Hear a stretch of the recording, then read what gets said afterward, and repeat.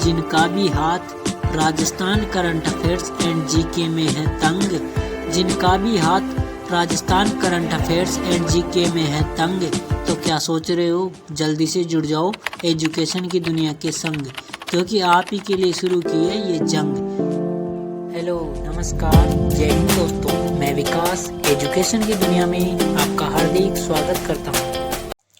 आज की कक्षा आज है 20 मई 2023 शनिवार। सबसे पहले अध्ययन करेंगे आज का करंट अफेयर्स, जिसमें है राज्य में लगाए जाएंगे रिचार्ज आधारित स्मार्ट मीटर। कौन से मीटर हैं? भंवर सिंह जी ने नेपाल की चोटी पर फहराया तिरंगा। कौन है भंवर सिंह जी और नेपाल की कौन सी चोटी पर फहराया तिरंगा? उसके बाद है राज्य सरकार ने किया पेयजल व्यवस्था को बेहतर करने के लिए समझौता। ये किस देश के साथ किया है और क्या क्या बातें आती हैं इसके साथ, वो भी देखेंगे। उसके बाद है धौलपुर के किसानों की बदलेगी जिंदगी, नहर परियोजना का काम शुरू। कौन सी नहर परियोजना है और क्या बात आएगी, वो भी देखेंगे। पिपलखूंट हाईवे लेवल केनाल के निर्माण को मंजूरी यानी कहाँ दी गई है और कितने रुपए इसमें खर्च होंगे, वो भी देखेंगे। झुंझुनू की बेटी बनी कबड्डी प्रतियोगिता की सबसे महंगी खिलाड़ी कौन है और कहाँ है ये प्रतियोगिता, उसके बारे में जानेंगे। उसके बाद है महत्वपूर्ण पुरस्कार। आज महत्वपूर्ण पुरस्कार अंतिम दिन है, यानी 6 दिन लगातार पढ़े, एक कक्षा इसकी संपूर्ण कक्षा आएगी। उसके बाद है माही नदी के बारे में अध्ययन करेंगे। फिर है लोक देवता हड़बू जी व मल्लीनाथ जी, इनके बारे में पहले 5 पिछली परीक्षाओं में आए हुए प्रश्नों का अध्ययन करेंगे, जांचेंगे किस पैटर्न पर प्रश्न पूछे जा रहे हैं। उसके बाद विस्तार से चर्चा करेंगे। फिर इसके बाद होंगे 10 का दम यानी 10 रिवीजन प्रश्न, जिसके जवाब आपको साथ साथ देते जाना है। अब आज का सुविचार, जीवन में जितना ज़्यादा मेहनत करेंगे उतने ही अधिक भाग्यशाली बनेंगे। यानी जितना ज़्यादा मेहनत करोगे, नई नई तरीके लगा करके, यानी असफलताओं के कारण जान करके बार बार मेहनत करते जाएंगे तो भाग्यशाली अपने आप ही बन जाएंगे। भाग्य में जो होगा वो मेहनत के अनुसार ही मिलेगा। अब आज की कक्षा की शुरुआत करते हैं। आज का करंट अफेयर्स, पहला प्रश्न है राज्य में रिचार्ज आधारित मीटर लगाने की शुरुआत कहाँ से की गई, यानी स्मार्ट मीटर। जयपुर, अजमेर, जोधपुर, बीकानेर, इसकी शुरुआत जयपुर से की गई है। ये रिचार्ज आधारित मीटर है, जैसे मोबाइल में रिचार्ज करवाते हैं वैसे ही पहले रिचार्ज होगा, फिर जो रिचार्ज खत्म हो जाएगा उस पे 72 घंटे अतिरिक्त मिलेंगे रिचार्ज करवाने के लिए। यानी 1 महीने का आपने रिचार्ज करवाया और वो सीमा समाप्त हो गई तो आपको 72 घंटे मोबाइल की तरह मिलेंगे कि आप इसमें रिचार्ज करवा लें। अन्यथा उसमें रिचार्ज नहीं करवाते हैं तो आपके घर बिजली नहीं आएगी। तो ये स्मार्ट मीटर लगाए जा रहे हैं, उसकी शुरुआत जयपुर से की गई है। इनके बारे में एक जानकारी ले लेते हैं। जैसे राजस्थान राज्य विद्युत मंडल, ये मंडल बनाया गया था, इसकी स्थापना हुई थी 1 जुलाई 1957 को। इसके भाग किए गए 19 जुलाई 5 भागों में विभाजित किया गया 2000 को, यानी उत्पादन के लिए अलग, प्रसारण के लिए अलग और वितरण के लिए अलग। जैसे राजस्थान राज्य विद्युत उत्पादन लिमिटेड, एक ये हो गया, एक हो गया प्रसारण लिमिटेड, और एक जयपुर विद्युत वितरण निगम लिमिटेड। ये 3 डिस्कॉम बनाए गए, एक जोधपुर वाला और एक अजमेर, यानी जयपुर विद्युत वितरण निगम लिमिटेड, जोधपुर विद्युत वितरण निगम लिमिटेड और अजमेर विद्युत वितरण निगम लिमिटेड। ये इसी के तहत, और अभी इनकी शुरुआत की गई है जयपुर विद्युत वितरण निगम लिमिटेड में। सबसे पहले ये देश के 4 बेस्ट डिस्कॉम में शामिल है। कौन कौन से? जोधपुर और जयपुर। अगला प्रश्न है राजस्थान पुलिस के किस उप निरीक्षक एसआई ने प्रथम प्रयास में माउंट लोबूचे चोटी पर तिरंगा फहराया? भंवर सिंह जी, अर्जुन राम मेघवाल जी, आर.एस. खंगारोत, सुरेंद्र सिंह जी। तो ये माउंट लोबूचे चोटी कहाँ है? ये नेपाल में है। कहाँ? नेपाल में। ये पर तिरंगा फहराया है भंवर सिंह जी। इनका संबंधित है रातानाड़ा थाना में ऐसा ही है, और ये थाना कहाँ है? जोधपुर में। यहाँ ऐसा ही है, और इन्होंने माउंट लोबूचे चोटी पर नेपाल में तिरंगा फहराया है, जिसकी ऊंचाई है 6119 मीटर। राजस्थान में 2 पुलिस कमिश्नरेट प्रणाली है, कौन कौन सी? जोधपुर और जयपुर। अर्जुन राम मेघवाल जी, इन्हें हाल ही में केंद्रीय कानून मंत्री बनाया गया है, केंद्रीय कानून मंत्री। आर.एस. खंगारोत, इन्हें फ्रांस का सर्वोच्च नागरिक पुरस्कार दिया गया है, कौन सा? आर्डरे ड्रेस पालम्स एकेडमिक्स। सुरेंद्र सिंह, इन्हें राजा राम मेघवाल सम्मान दिया गया है, सम्मान 2023। ये फर्स्ट बार ही शुरू किया गया है, किसके तहत? मारवाड़ रत्न पुरस्कार के तहत, जो मेहरानगढ़ दुर्ग जोधपुर में 12 मई को दिए जाते हैं, क्योंकि 12 मई 1459 को जोधपुर का स्थापना दिवस मनाया जाता है। इस बार 565वां स्थापना दिवस मनाया गया। अगला प्रश्न है, राज्य के शहरी क्षेत्रों में पेयजल व्यवस्था को और बेहतर करने के लिए राजस्थान सरकार ने किसके साथ समझौता किया है? यानी किसके साथ? फ्रांस, डेनमार्क, जापान या अमेरिका? तो इसका सही जवाब होगा डेनमार्क। यानी शहरी क्षेत्र में पेयजल की वितरण व्यवस्था में सुधार लाने के लिए, जल स्रोतों के विकास के लिए और पेयजल व्यवस्था को बेहतर करने के लिए ये किया गया है। तो राजस्थान के जन स्वास्थ्य अभियांत्रिकी मंत्री कौन है? महेश जोशी जी। और फ्रांस इनके साथ हाल ही में राज्य वानिकी एवं जैव विविधता विकास परियोजना शुरू की गई है, जिसमें 70% तो फ्रांस का खर्च लगेगा, और 30% राजस्थान सरकार का। कुल खर्च होगा 1693 करोड़। ये 13 जिलों में है। ये 13 जिले कौन कौन से? कोटा संभाग के कोटा, बूंदी, बारा, झालावाड़। भरतपुर संभाग का भरतपुर, करौली, धौलपुर, सवाई माधोपुर और अलवर हो गया, जयपुर और दौसा। इसके साथ ही आ गया वो अजमेर संभाग के टोंक और भीलवाड़ा। यानी कोटा संभाग के 4 जिले, भरतपुर संभाग के अलवर, जयपुर, दौसा और टोंक भीलवाड़ा। आगे चलते हैं अगले प्रश्न की ओर। अब है, धौलपुर जिले के किसानों की जिंदगी बेहतर बनाने के लिए 25 मई 2023 से किस परियोजना का काम शुरू होगा? काली तीर चंबल लिफ्ट परियोजना, पूर्वी राजस्थान नहर परियोजना, इंदिरा गांधी नहर परियोजना और नर्मदा नहर परियोजना। तो इसका सही जवाब होगा काली तीर चंबल लिफ्ट परियोजना। ये धौलपुर में, कहाँ? धौलपुर जिले में वो राजाखेड़ा और बसेड़ी ये जगह है। धौलपुर राजस्थान का पूर्वी स्थान है, पूर्वी बिंदु है। तो राजाखेड़ा और बसेड़ी के किसान इससे लाभान्वित होंगे। तो धौलपुर के सरमथुरा तहसील, कौन सी? सरमथुरा तहसील का एक जगह है काली तीर जगह, जिसमें चंबल से लिफ्ट द्वारा पानी लाया जाएगा।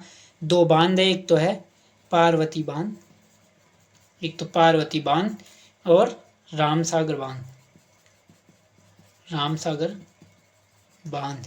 इसमें पानी लाया जाएगा वर्षा काल से पहले। तो इसी के लिए ये योजना शुरू की है। ये परियोजना 25 मई 2023 से इसका काम शुरू हो जाएगा। मुख्य बात ध्यान रखनी, काली तीर चंबल लिफ्ट परियोजना धौलपुर के किसानों को लाभान्वित करेगी। पूर्वी राजस्थान नहर परियोजना, ये भी 13 जिलों में, पूर्वी 13 जिलों में है। इसमें अभी जो मैंने बताया, कोटा संभाग की 4, भरतपुर संभाग की 4 और जयपुर, अलवर, दौसा, टोंक अजमेर संभाग का और अजमेर, उसमें भीलवाड़ा नहीं है। इनमें भीलवाड़ा नहीं है। और राजस्थान राज्य जैव विविधता वानिकी एवं जैव विविधता विकास परियोजना थी, उसमें भीलवाड़ा था, इसमें अजमेर है। ठीक है, अब आगे चलते हैं। चलिए इनके बारे में देख लेते हैं एक बार। इंदिरा गांधी नहर परियोजना, ये राजस्थान की मरुगंगा कहलाती है। मरुगंगा, राजस्थान की मरुगंगा इंदिरा गांधी नहर परियोजना, और देश की सबसे लंबी नहर है ये। और हरि के बैराज बांध, सतलज और व्यास नदी के संगम से ये आती है, मतलब वहाँ से निकलती है ये। और हरियाणा, पंजाब, राजस्थान, यानी राजस्थान के उत्तर पश्चिमी क्षेत्र, इससे उत्तर पश्चिमी जिले इससे लाभान्वित होते हैं। और नर्मदा नहर परियोजना, ये नर्मदा नदी पर है। इससे महाराष्ट्र, मध्य प्रदेश, गुजरात, राजस्थान ये लाभान्वित होते हैं। और एकमात्र नहर है ये राजस्थान में जिससे 100% सिंचाई किससे, फव्वारा पद्धति से होती है। इससे राजस्थान और जालोर, राजस्थान के जालोर और बाड़मेर में कौन कौन से जिले, इससे याद रखना, जालोर और बाड़मेर ये जिले लाभान्वित होते हैं। अब अगले प्रश्न की ओर चलते हैं। मुख्यमंत्री ने किस जिले में पीपलखूंट हाई लेवल कैनाल के निर्माण के लिए 2000 करोड़ रुपए के वित्तीय प्रस्ताव को अनुमोदित किया है? प्रतापगढ़, अलवर, बीकानेर, अजमेर। तो इसका सही जवाब होगा प्रतापगढ़। और क्या क्या बातें आती है इसमें देखते हैं। जैसे इसकी यानी कौन सी है ये, Peepalkhoont high level canal 2000 crore रुपए की इससे अनुमोदित कर दिया, यानी इसके लिए मिल चुके हैं। तो अब इससे ये किस पर है, पहले तो नदी देखते हैं। ये माही नदी पर है और इससे 5000 हेक्टेयर भूमि पर सिंचाई की जाएगी। इसे प्रतापगढ़ हमारे 33वां जिला है राजस्थान का, जिसे 26 जनवरी 2008 को बना था। इसका शुभंकर है उड़न गिलहरी। चलते हैं अगले प्रश्न की ओर। दुबई में आयोजित होने वाली महिला लीग कबड्डी लीग प्रतियोगिता में सबसे महंगी खिलाड़ी कौन है? शर्मिला मान, आकांक्षा गोस्वामी या तराना परवीन? इसका सही जवाब होगा शर्मिला मान। ये महिला कबड्डी लीग प्रतियोगिता में सबसे महंगी खिलाड़ी है। 33 लाख रुपए में इसे हरियाणा स्टीलर्स ने खरीदा। किसने? हरियाणा स्टीलर्स ने। ये गोरीर गांव, कहाँ की? गोरीर गांव झुंझुनू की है। गोरीर गांव झुंझुनू से संबंध है। खेल पूछे कबड्डी और झुंझुनू से इनका संबंध है। हरियाणा स्टीलर्स ने खरीदा है और दुबई में कबड्डी प्रतियोगिता आयोजित होगी उसके लिए। वह आकांक्षा गोस्वामी, इसे हाल ही में young leaders Asian professional fellowship program के लिए चयन किया है, यानी जो नए नए आइडियाज़ लाते हैं उनका चयन होता है। तो ये इनका संबंध जयपुर से है। और ये young leaders Asian professional fellowship program है, ये अमेरिका का है। किसका? अमेरिका का। तराना परवीन, इन्हें राजस्थान साहित्य अकादमी, यानी कौन सी? राजस्थान साहित्य अकादमी द्वारा अभी पुरस्कार दिया गया। कौन सा पुरस्कार? यानी सुमन का जोश उतराना है, सुमनेश जोशी पुरस्कार। सुमन का जोश उतराना है 108 पे कॉल करके, यानी 108 इनकी रचना है। किनकी? तराना परवीन की। और राजस्थान साहित्य अकादमी, इसकी स्थापना हुई थी 28 जनवरी 1958 को उदयपुर में। कहाँ? उदयपुर में। इनके अध्यक्ष आते हैं दुलाराम सहारण जी, दुलाराम सहारण जी। और रति सक्सेना, इन्हें भी राजस्थान साहित्य अकादमी द्वारा हाल ही में मीरा पुरस्कार दिया गया है। कौन सा? मीरा पुरस्कार। यानी मीरा पुरस्कार पाके अति सक्सेस पाली। मीरा ने पुरस्कार लेके अति सक्सेस वाली, और इनकी रचना आती है रति सक्सेना की हंसी एक प्रार्थना। हंसी एक प्रार्थना। अब चलते हैं आज के महत्वपूर्ण पुरस्कार। महत्वपूर्ण पुरस्कारों में राजस्थानी भाषा साहित्य अकादमी द्वारा 2022-23 के पुरस्कार दिए गए हैं। इनके अध्यक्ष आते हैं शिवराम छंगाणी जी। कौन कौन से पुरस्कार हैं, किन्हें दिए गए हैं? राजस्थान भाषा साहित्य एवं संस्कृत अकादमी द्वारा, वो संस्कृति अकादमी द्वारा पुरस्कार है। पहला सूर्यमल मिश्रण पुरस्कार मधु आचार्य को, यानी मिश्रण किसका? मधु यानी शहद का और अचार का, मधु अचार मिश्रण। गणेशी लाल व्यास उस्ताद पुरस्कार ओम नागर, जिनका संबंध 12 से। गणेशी लाल व्यास उस्ताद पुरस्कार ओम नागर को। शिवचंद भरतिया पुरस्कार कमल रंगा को, यानी शिवचंद ने भर दिया कमल में रंग, शिवचंद ने भर दिया कमल में रंग, और फिर बिक भी गया, यानी बीकानेर। मुरलीधर व्यास राजस्थानी कथा साहित्य पुरस्कार, मुरलीधर व्यास राजस्थानी कथा साहित्य पुरस्कार डॉक्टर जितेंद्र सोनी, ये अलवर जिला कलेक्टर हैं।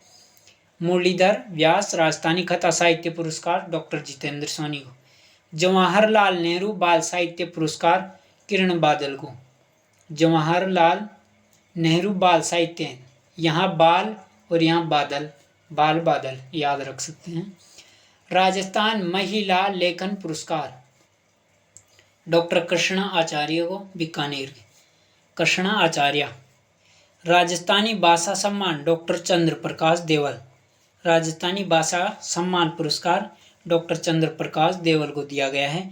और इन्हें वो पुरस्कार भी दिया गया है, क्या नाम से, जनार्दन राय नागर पुरस्कार, जनता जनार्दन राय देवली, जनता जनार्दन राय देवली डॉक्टर चंद्र प्रकाश देवल को। और यहाँ दिया गया है राजस्थानी भाषा सम्मान। राजस्थान साहित्य सम्मान दिया गया है डॉक्टर अर्जुन देव चारण को, यानी चारणों का साहित्य, अर्जुन देव चारण जोधपुर के हैं ये। अगला है राजस्थानी संस्कृति सम्मान ब्रजरतन जोशी को, बीकानेर के हैं। राजस्थानी संस्कृति सम्मान। अगला है राजस्थानी प्रवासी साहित्यकार सम्मान, यानी जो बाहर के हैं और राजस्थानी भाषा में लेख लिखते हैं या जो भी रचनाएं करते हैं उनको दिया गया है। यह राम बख्श मुंबई के प्रवासी साहित्यकार सम्मान। अगला पुरस्कार है केंद्रीय साहित्य अकादमी का राजस्थानी भाषा का पुरस्कार कमल रंगा को। अभी दिया था शिवचंद भरतिया, यानी शिवचंद ने भर दिया कमल में रंग, और यहाँ है केंद्रीय साहित्य अकादमी द्वारा राजस्थानी भाषा का पुरस्कार कमल रंगा को। राजस्थान संगीत नाटक अकादमी जोधपुर का सर्वोच्च फेलोशिप सम्मान 2022 ईला अरुण को। अगला है केंद्रीय साहित्य अकादमी द्वारा राजस्थानी बाल साहित्य पुरस्कार, यानी बालक मित्र विश्वामित्र दादीज को माछलियारा आंसू, ये इनकी रचना थी। इसके लिए राजस्थानी बाल साहित्य पुरस्कार केंद्रीय साहित्य अकादमी द्वारा दिया गया है। राजस्थानी भाषा का साहित्य अकादमी अनुवाद पुरस्कार, राजस्थानी भाषा का साहित्य अकादमी अनुवाद पुरस्कार संजय पुरोहित को दिया गया है। रचना है लीरे माई के लिए। अगला है संगीत नाटक अकादमी अवार्ड 2022, कौन सा? 2022 गाजी खा बरना को खड़नाल वादक हैं, खड़नाल वादक गाजी खा बरना को संगीत नाटक अकादमी, यानी संगीत भी और नाटक भी, वो अकादमी द्वारा अवार्ड दिया गया है गाजी खा बरना। उत्तर प्रदेश हिंदी सम्मान का, हिंदी संस्थान का लोकभूषण सम्मान 2021-22, ये 2021 का है लेकिन दिया गया कब है? 2022 में डॉक्टर महेंद्र भानावत को उत्तर प्रदेश हिंदी संस्थान द्वारा लोकभूषण सम्मान 2021 डॉक्टर महेंद्र भानावत को 2022 में। एक बार देख लेते हैं दोबारा। राजस्थानी भाषा साहित्य एवं संस्कृति अकादमी द्वारा 2022-23 के पुरस्कार, अध्यक्ष शिवराज छंगाणी जी। पहला पुरस्कार है सूर्यमल मिश्रण पुरस्कार मधु आचार्य, यानी शहद, मधु शहद और आचार्य अचार। गणेशी लाल व्यास उस्ताद पुरस्कार ओम नागर 12। शिवचंद भरतिया पुरस्कार कमल रंगा। मुरलीधर व्यास राजस्थानी कथा साहित्य पुरस्कार डॉक्टर जितेंद्र सोनी। जवाहरलाल नेहरू बाल साहित्य पुरस्कार किरण बादल बीकानेर। राजस्थान महिला लेखन पुरस्कार डॉक्टर कृष्णा आचार्य। राजस्थानी भाषा सम्मान डॉक्टर चंद्र प्रकाश देवल अजमेर। राजस्थानी साहित्य सम्मान डॉक्टर अर्जुन देव चारण। राजस्थानी संस्कृति सम्मान ब्रिजरतन जोशी बीकानेर। राजस्थानी प्रवासी साहित्यकार सम्मान राम बख्श मुंबई। केंद्रीय साहित्य अकादमी का राजस्थानी भाषा का पुरस्कार कमल रंगा। राजस्थान संगीत नाटक अकादमी का सर्वोच्च फेलोशिप सम्मान 2022 कौन सा 2022 ईला अरुण को। केंद्रीय साहित्य अकादमी द्वारा राजस्थानी बाल साहित्य पुरस्कार विश्वामित्र दादीच माछलियारा आंसू के लिए। राजस्थानी भाषा का साहित्य अकादमी अनुवाद पुरस्कार संजय पुरोहित है लीरे माई के लिए। संगीत नाटक अकादमी अवार्ड 2022 गाजी खा बरना खड़ताल वादक। उत्तर प्रदेश हिंदी संस्थान का लोकभूषण सम्मान 2021 कौन सा 2021 दिया गया है 2022 में डॉक्टर महेंद्र भानावत को। अब है 10 का दम रिवीजन प्रश्न। सूर्यमल मिशन पुरस्कार किसे दिया गया है? मधु आचार्य को। शिवचंद भरतीय पुरस्कार कमल रंगा को। ये कहाँ के हैं? बीकानेर के।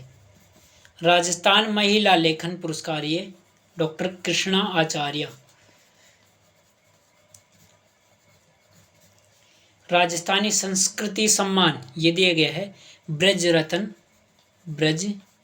रतन जोशी। ये भी कहाँ के हैं? बीकानेर के। ये भी कहाँ की है? बीकानेर। आगे चलते हैं। असम्मिलित का चयन करें। राजस्थानी बाल साहित्य पुरस्कार यानी बालक और मित्र विश्वामित्र दादीच इन्हें दिया गया था माछलियारे आंसू के लिए। और राजस्थानी भाषा का साहित्य अकादमी अनुवाद पुरस्कार संजय पुरोहित को है लीरे माई के लिए। सही है, यानी ये भी सही ये भी सही। लोकभूषण सम्मान 2023 डॉक्टर महेंद्र भानावत को 2023 ने 2021 का दिया गया 2022 में उत्तर प्रदेश हिंदी संस्थान द्वारा। आ गया संगीत नाटक अकादमी अवार्ड 2022 गाजी खा बरना को। ये क्या है?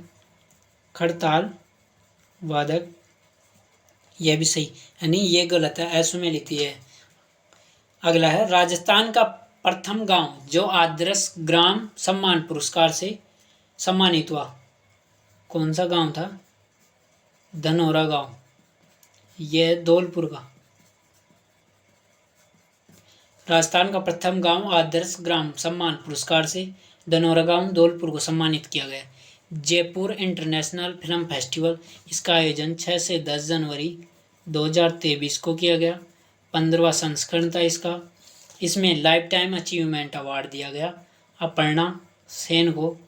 और Nanera film best feature film थी नानेरा। JLF यानी जयपुर लिटरेचर फेस्टिवल जयपुर साहित्य महोत्सव जिसका आयोजन 19 से 23 जनवरी 2023 को इसका 16वां संस्करण था जिसे यहाँ दिया गया 8वां कन्हैयालाल अवार्ड कन्हैयालाल सेठिया अवार्ड किसे? सच्चिदानंद को। रिफ राजस्थान इंटरनेशनल फिल्म फेस्टिवल इसका आयोजन 1 से 5 फरवरी 2023 को इसका 9वां संस्करण था। कौन सा? 9वां। और यहाँ पे लाइफ टाइम अचीवमेंट अवार्ड दिया गया था परीक्षित साहनी को, यानी परीक्षित साहनी लाइफ की परीक्षा यानी रिफ है ना ये RIFF रिफ में लाइव परीक्षा यानी रफ में लाइव परीक्षा। सही है, सानी याद रखने के लिए। और यहाँ पे एक अवार्ड दिया था प्राइड ऑफ राजस्थान ये दिया गया था राज बंसल को। आगे है राष्ट्रीय शिक्षक पुरस्कार 2022 किन्हें दिए गए? दुर्गा राम बुआल जिनका संबंध है उदयपुर से। और एक है सुनीता गुलाटी जिनका संबंध है बीकानेर से। ये दिया जाता है केंद्रीय शिक्षा मंत्रालय द्वारा दुर्गा राम मुआल जी को। ये राजस्थान के हैं, राजस्थान से संबंधित जिन्हें राष्ट्रीय शिक्षक पुरस्कार दिया गया है 2022 का, दुर्गा रामूवाल उदयपुर, सुनीता गुलाटी बीकानेर। अब परीक्षक का पंजा यानी भूगोल में पहले देखते हैं। भीखाबाई सागवाड़ा नहर राजस्थान में निम्न में से किस नदी पर है? यानी भीखाबाई सागवाड़ा नहर राजस्थान में किस नदी पर है? कॉलेज व्याख्याता 2021 और शिक्षक सेकंड ग्रेड 2018 में यही प्रश्न आया है। घग्गर, यमुना, माही या बनास किस नदी पर है? तो इसका सही जवाब होगा माही नदी पर। आगे इनके बारे में विस्तार से चर्चा भी करेंगे। राजस्थान में 56 का मैदान किस नदी के बेसिन में स्थित है? चंबल, माही, बनास या लूणी? ऐसा ही 2021। तो इसका जवाब होगा माही। 56 की पहाड़ियाँ बाड़मेर में है। निम्न में से कौन सी माही नदी की सहायक नदी नहीं है? माही की सहायक नदी कौन सी नहीं है? सोम, अनास, जोजरी या चाप? सोम भी, अनास, चाप है। जोजरी लूणी की सहायक है। जोजरी जो एकमात्र है बाईं ओर से लूणी नदी में मिलती है। जो नदी राजस्थान में दक्षिण से प्रवेश करके पश्चिम में प्रवाहित होकर पुनः दक्षिण की ओर मुड़ जाती है वह है चंबल, माही, लूणी या पश्चिमी बनास। 2 बार आया हुआ है ये भी, लेबर असिस्टेंट 2011 और सहायक जेलर 2014। कौन सी नदी है जो दक्षिण से राजस्थान में प्रवेश करती है और फिर वापस पश्चिम में बहती हुई दक्षिण में ही चली जाती है? ये नदी है माही।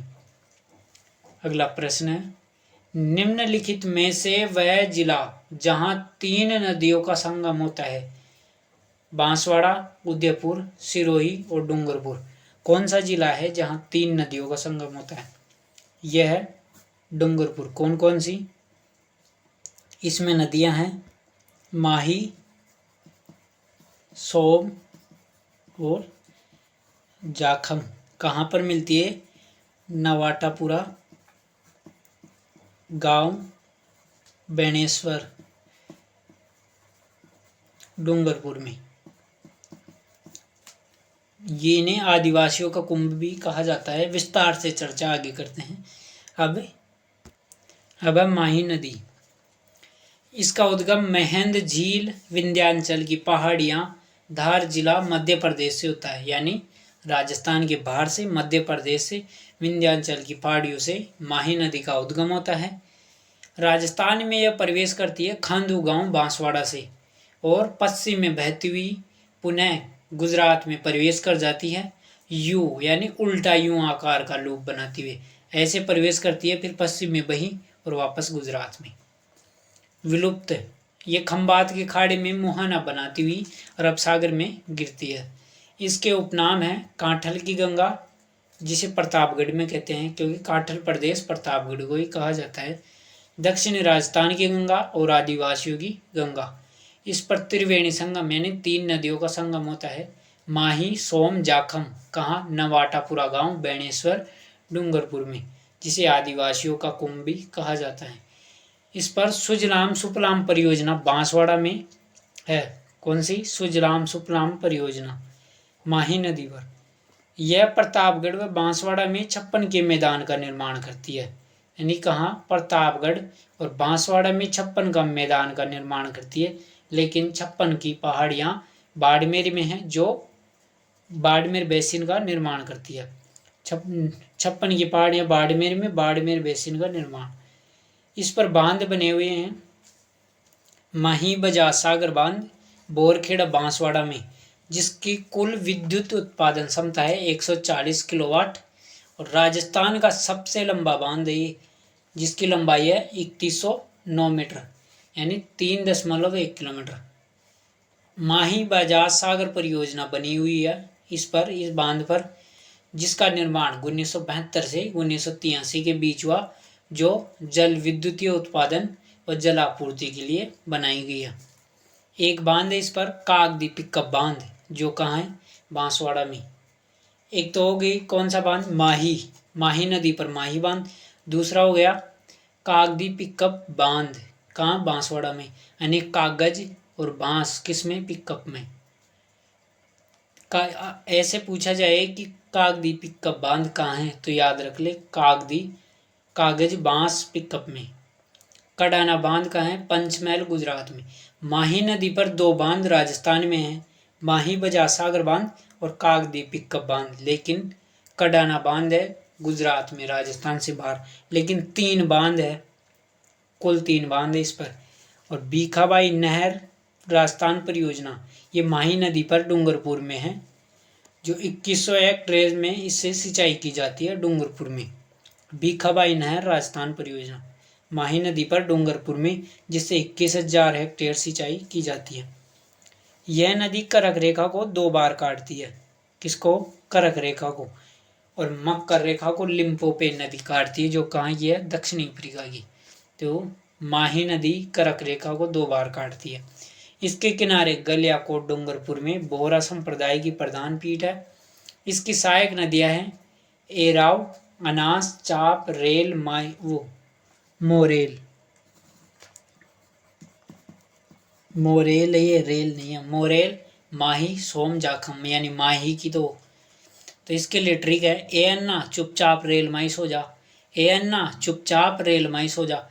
ए से एराव, अन्ना से अन्नास, चुपचाप से चाप नदी, रेल से मोरेल, और माही से किसकी, माही की सहायक नदियाँ, सो से सोम और जा से जाखम। ए अन्ना चुपचाप रेल माही सो जा। अब देखते हैं 10 का दम रिवीजन प्रश्न। पहली है, निम्न नदियों का उद्गम स्थल। लूणी का उद्गम कहाँ से होता है? नाग पहाड़, अजमेर से। लेकिन ये लूणी कहाँ से कहलाती है? गोविंदगढ़,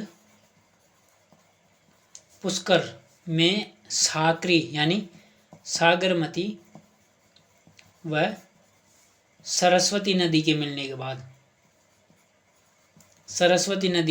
बाद ये लूणी नाम से जानी जाती है। सूकड़ी, इसका उद्गम कहाँ से होता है? देसूरी पाली से। देसूरी पाली।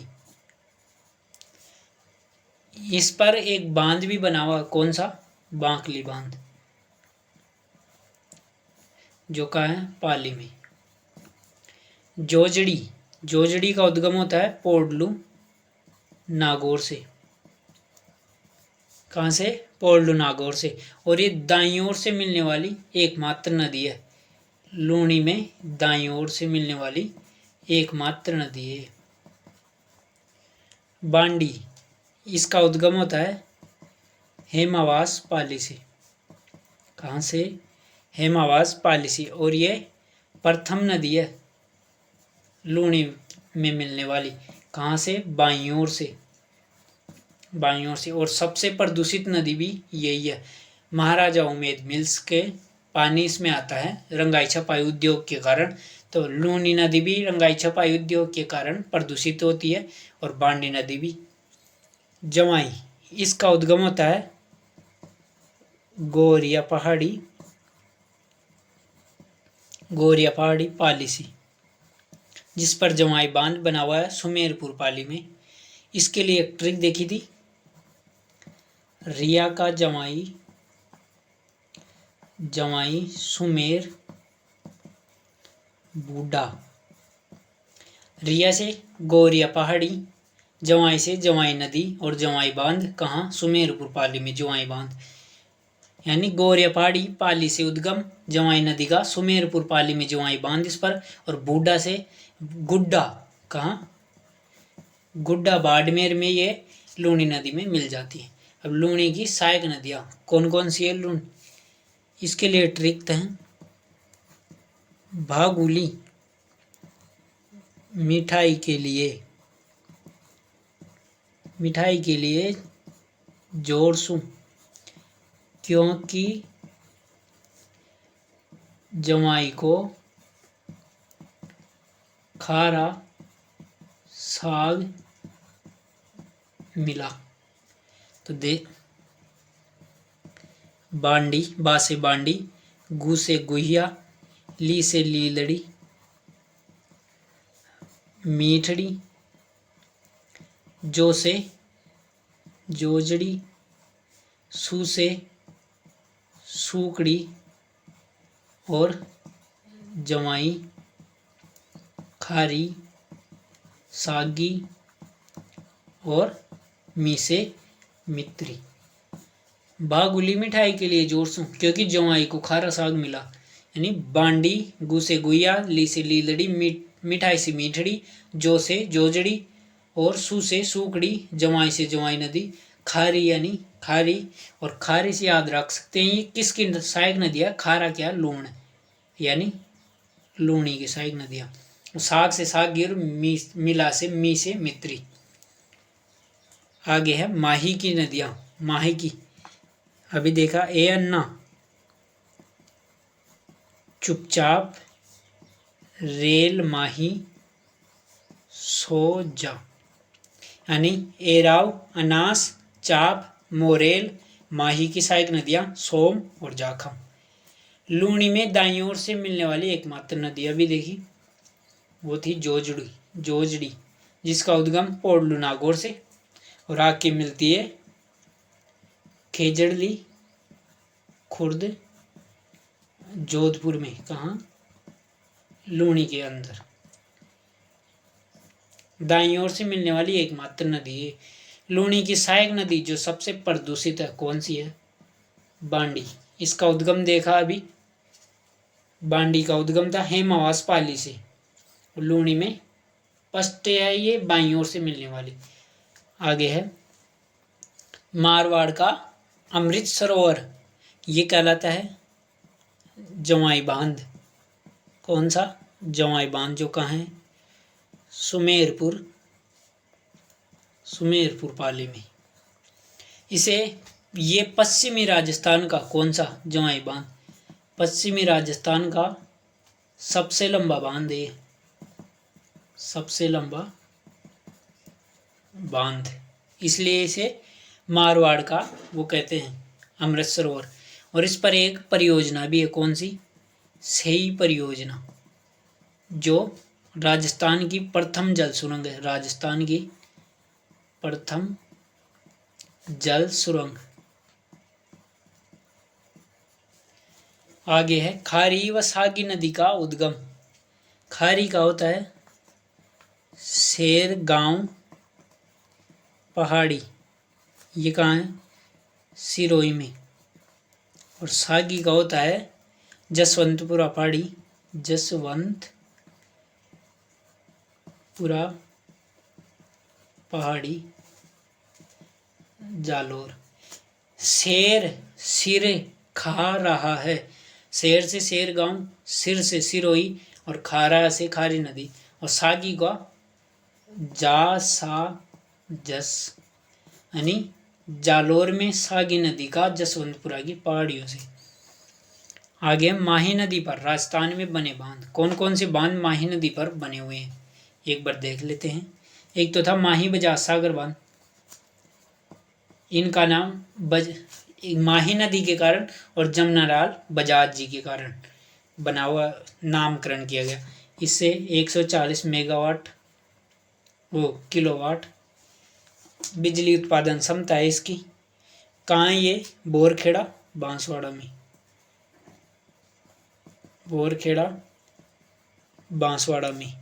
राजस्थान का सबसे लंबा, यानी राजस्थान का सबसे लंबा बांध है 3109 मीटर। दूसरा देगा कडाना बांध, जो कहाँ है? पंचमहल गुजरात में। पंचमहल गुजरात में है ये। उसके बाद है कागदी पिकअप बांध, कागदी पिकअप, ये बांसवाड़ा में। माही नदी पर त्रिवेणी संगम किस किस नदियों का है? माही, सोम, जाखम। कहाँ? नवाटापुरा गांव डूंगरपुर में, बेणेश्वर में। माही नदी का उद्गम ये कहाँ से होता है? धार जिला, राज्य याद होगा MP, विंध्याचल की पहाड़ियाँ और मेहंद झील से। इसके उपनाम माही नदी के काठल की गंगा, दक्षिणी राजस्थान की गंगा और राजस्थान में प्रवेश खंडू गांव बांसवाड़ा से। इसे आदिवासियों की गंगा भी कहते हैं। अब कला संस्कृति। पहले परीक्षा का पंजा 5 ऐसे प्रश्न देख लेते हैं जो आज अध्ययन करेंगे उनमें से आए हुए हैं। पैटर्न पकड़ने की कोशिश करना। कौन से लोक देवता बुंदेल से थे? ये रिटमेंस 2023 अभी संस्कृत वाले पेपर में आया है। कितना इजी प्रश्न लगता है ये। रामदेव जी, हड़बू जी, धन्ना जी या मल्लीनाथ जी। बुंदेल से कौन थे? इसका सही जवाब होगा हड़बू जी का जन्म बुंदेल नागौर में हुआ था। रामदेव जी का उड्डू काश्मीर बाड़मेर में। धन्ना जी ये टोंक से हैं, धुवन गांव टोंक से। और मल्लीनाथ जी ये तिलवाड़ा से। आगे चलते हैं। कुंडा पंथ के प्रणेता कौन थे? पटवारी परीक्षा 2021। गोगा जी, पापू जी, रामदेव जी, मल्लीनाथ जी। यानी कुंडा पंथ किसने चलाया था? मल्लीनाथ जी ने। और रामदेव जी ने कामड़िया पंथ। निम्न में से किस लोक देवता की पत्नी सती नहीं हुए? RPS FSO 2019 food safety officer. Harbu ji, Goga ji, Teja ji या पापू जी। नहीं, किस लोक देवता की पत्नी सती नहीं है? तेजा जी की हुई थी, गोगा जी की, पापू जी की। यानी जिनके पति का निधन हो गया उन्हें गोद में लेकर के बाद में उनके साथ ही अपनी जीवन लीला समाप्त करना सती। तो इन सब की हुई थी, हड़बू जी की पत्नी सती नहीं हुई है। आए हुए प्रश्न है। बैंगटी गांव किस लोक देवता से संबंधित है? पुस्तकालय अध्यक्ष परीक्षा 2020। यानी बैंगटी गांव ये तेजा जी, रामदेव जी, देवनारायण जी, हड़बू जी किस लोक देवता से संबंधित है? बैंगटी गांव में और जोधपुर में हड़बू जी का मंदिर है। इनका हड़बू जी का। आगे है किसकी स्मृति में तिलवाड़ा पशु मेला आयोजित होता है? लवण निरीक्षक 2019। हड़बू जी, रामदेव जी, मल्लीनाथ जी या तेजा जी। यानी तिलवाड़ा का पशु मेला किन की याद में या किन से संबंधित है? यह है मल्लीनाथ जी से। आगे विस्तार से चर्चा कर लेते हैं। पहले अध्ययन करेंगे हड़बू जी के बारे में। इनका जन्म 15वीं सदी में बुंदेल नागौर में हुआ। कहाँ? बुंदेल नागौर में जन्म। पिता का नाम मेहाजी मांगलिया, इनके गुरु थे बालीनाथ जी और वंश था इनका साकला राजपूत। ये मेहाजी मांगलिया के पुत्र हैं। मेहाजी मांगलिया भी पंचपीरों में शामिल है और हड़बू जी भी। रामदेव जी, गोगा जी, पापू जी, मेहाजी मांगलिया और हड़बू जी ये पांचों पंचपीरों में शामिल है। तेजा जी और ये नहीं है देवनारायण जी। इनका वाहन सियार है। ये राव जोधा के समकालीन थे। यानी हड़बू जी को फलोदी गांव जोधपुर में दान में दिया था। हड़बू जी ने राव जोधा को वरदान दिया था, तब राव जोधा ने इन्हें जोधपुर दान में दिया था, जोधपुर का फलोदी गांव। हड़बू जी की गाड़ी की पूजा की जाती है। किसकी? गाड़ी की। इनके उपनाम है सिद्ध पुरुष, चमत्कारी पुरुष, शकुन शास्त्र के ज्ञाता, आयुर्वेद के देवनारायण जी और शकुन शास्त्र के ये हड़बू जी। इन्हें योगी, सन्यासी, वचन सिद्ध या वीर योद्धा उपनामों से जाना जाता है। इनका मंदिर है बैंगटी गांव फलोदी जोधपुर में, जिसका निर्माण 1721 ईस्वी में जोधपुर के शासक अजीत सिंह ने करवाया था। कहाँ? बैंगटी गांव फलोदी जोधपुर। हड़बू जी का मंदिर 1721 ईस्वी में जोधपुर के शासक अजीत सिंह ने निर्माण करवाया। रामदेव जी के मौसेरे भाई हैं ये। और रामदेव जी के 8वें दिन रूणेचा में जीवित समाधि ली थी। रामदेव जी ने भी रूणेचा में जीवित समाधि ली थी भाद्रपद शुक्ल एकादशी को, रामसरोवर तालाब, रूणेचा पोखरण, जैसलमेर में। इनका मेला लगता है भाद्रपद शुक्ल पक्ष को। आगे है मल्लीनाथ जी के बारे में। मल्लीनाथ जी का जन्म 1358 ईस्वी को तिलवाड़ा गांव बाड़मेर में हुआ। इनका वंश है मल्लीनाथ जी का राठौड़ और पापू जी भी राठौड़ वंश से हैं। तेजा जी जाट हैं और तो वो क्या नाम से गोगा जी चौहान हैं और तंवर वंशीय रामदेव जी हैं। देवनारायण जी गुजर वंशीय हैं। तो ये मल्लिनाथ जी हैं, राठौड़ वंशी है। इनके पिता का नाम सलखाजी, माता जीणा दे। गुरु उगम सिंह बाठी। पंथ कुंडा पंथ चलाया था 1399 ईस्वी में। रूपा दे इनकी पत्नी का नाम है। इनके भी उपनाम है सिद्ध पुरुष, सूरवीर, चमत्कारी पुरुष। इनके नाम पर बाड़मेर के मालानी क्षेत्र का नाम रखा गया है, यानी बाड़मेर के मालानी क्षेत्र है उसका नाम मल्लिनाथ जी के नाम पर रखा गया है। इनका मेला चैत्र कृष्ण एकादशी से चैत्र शुक्ल एकादशी तक बढ़ता है, यानी लगभग 15 दिन चैत्र कृष्ण एकादशी से चैत्र शुक्ल एकादशी तक। और उनका रामदेव जी का बढ़ता है भाद्रपद शुक्ल द्वितीया से भाद्रपद शुक्ल एकादशी तक। इनका मेला तिलवाड़ा बाड़मेर में लगता है, जो पशु मेला, यानी बहुत बार प्रश्न आया हुआ है 2-3-4 बार कि तिलवाड़ा का पशु मेला किन से संबंधित है, मल्लिनाथ जी से। ये लूणी नदी के किनारे बढ़ता है। राजस्थान का सबसे प्राचीन पशु मेला है कौन सा, मल्लिनाथ जी का। ये तिलवाड़ा बाड़मेर में बढ़ता है। जो इनकी पत्नी रूपा दे का मंदिर मालाजाल गांव बाड़मेर में है। कहाँ है, मालाजाल गांव बाड़मेर में। ये प्रश्न आया हुआ है इसलिए शामिल किया गया है, यानी ज़्यादातर इसमें जो प्रश्न आए हुए हैं या जिनकी संभावनाएं वो ही यहाँ लाए जाते हैं। अब है 10 का दम रिवीजन प्रश्न, आपको साथ साथ में उत्तर सोचते रहना है। देवनारायण जी का जन्म समय कब है, 1243 ईस्वी या विक्रम संवत पहुँचे तो 1300 विक्रम संवत। तिथि थी इनकी माघ शुक्ल अष्टमी, यानी माघ शुक्ल षष्ठी अष्टमी नहीं षष्ठी। मासूस है देवनारायण जी।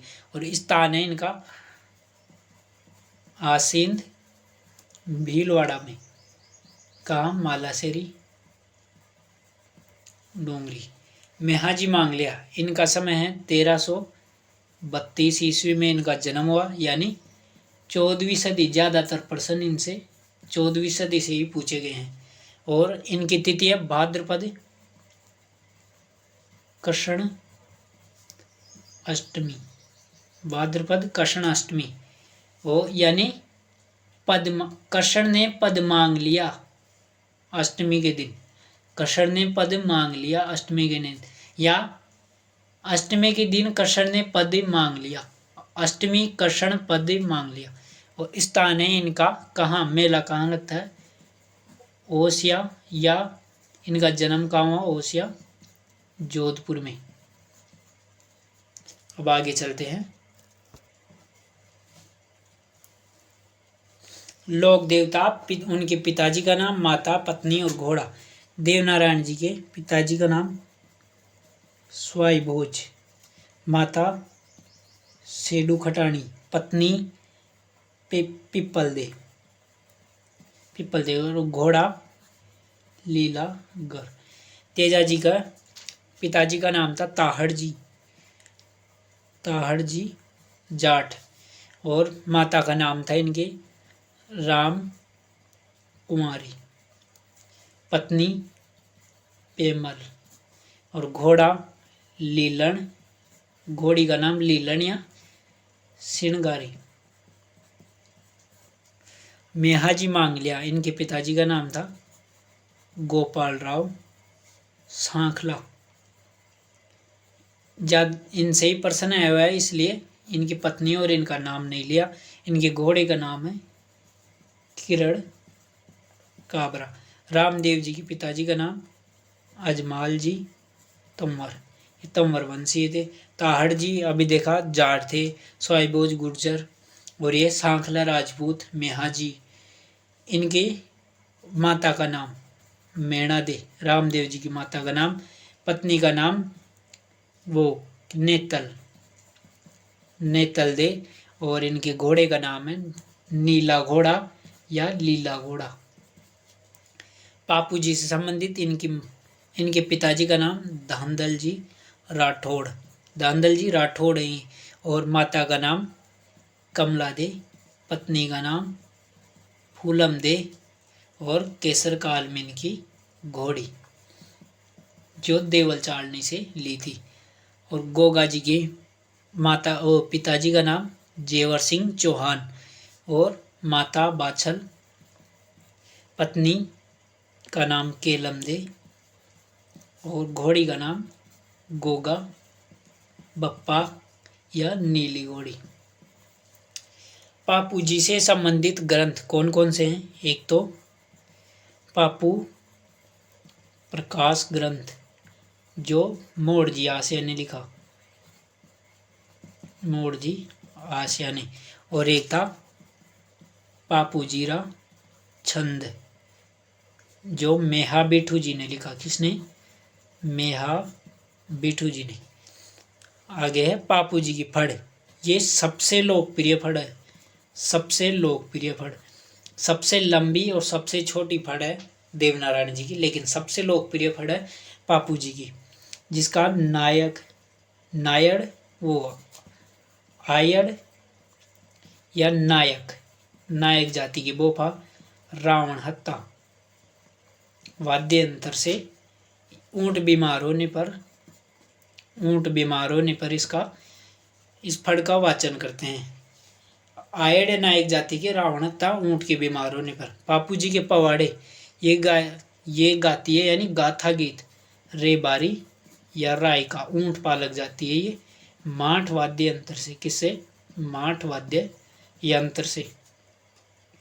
आगे तेजाजी से संबंधित स्थल मांडवाल या अजमेर, यहाँ मेर के मीणाओं से लड़ाई हुई थी, मीणाओं से लड़ाई। जैसे तेजाजी मेर की मीणाओं के साथ मांड लिया पाड़ा और लड़ाई कर ली, यानी लड़ाई हो गई, मांड लिया। और सेंद्रिया में ब्यावर अजमेर, सेंद्रिय ब्यावर अजमेर, यहाँ सांप ने सेंध लगाई, यानी सांप ने डसा, सांप ने। और सुरसुरा के सनगढ़ अजमेर में सुरसुर करते इनके प्राण निकल गए, यानी प्राण त्याग किया। कब? 1103 ईस्वी में। और परबत्सर नागौर में इनका पशु मेला लगता है, इनसे संबंधित परबत्सर नागौर में। खड़नाल अजमेर इनका जन्म स्थान, यानी ओड़नाड़ खड़नाड़ नागौर में। पनेर इनसे ससुराल है इनका, जहाँ माली जाति के, यानी पुजारी होता है माली जाति का। और बांसी दुगारी बूंदी ये तेजाजी की कर्मस्थली है। तो ऐसे आए कि बादशाही डूंगरी में काम कर रहे थे, फिर बूंदी यानी दाना खा के फिर से काम किया बादशाही। हड़बू जी का मंदिर ये कहाँ है? बैंगटी जोधपुर में। अभी देखा बैंगटी जोधपुर में, जिसका निर्माण किसने करवाया? अजीत सिंह। ये कौन थे? जोधपुर के शासक। कब करवाया? 1721 ईस्वी में। मल्लीनाथ जी से संबंधित पशु मेला कहाँ बढ़ता है? तिलवाड़ा बाड़मेर में। ये लूणी नदी के किनारे बढ़ता है और ये मतलब राजस्थान का सबसे प्राचीन पशु मेला है, सबसे प्राचीन पशु मेला। मल्लीनाथ जी ने पंथ चलाया, कौन सा पंथ चलाया था? कुंडा पंथ। कब चलाया था? 1399 ईस्वी। इनका जन्म कब हुआ था? 1358 ईस्वी को। आज के लिए इतना ही, अब मिलते हैं अगली कक्षा में कल। जिसने भी अंत तक कक्षा देखी वो यस करके कमेंट बॉक्स में जरूर भेजे यस। देखते हैं कौन कौन ने किस किस ने पूरी कक्षा ली है, यस लिख के भेजे कमेंट बॉक्स में। कक्षा को अंत तक देखने के लिए आपका बहुत बहुत धन्यवाद। कक्षा जिनके लिए भी उपयोगी हो उन तक अवश्य पहुंचाइए।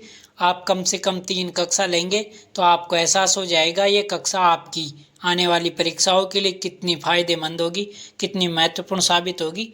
अंत में सत्यमेव जयते। भारत माता की जय। राम राम सा।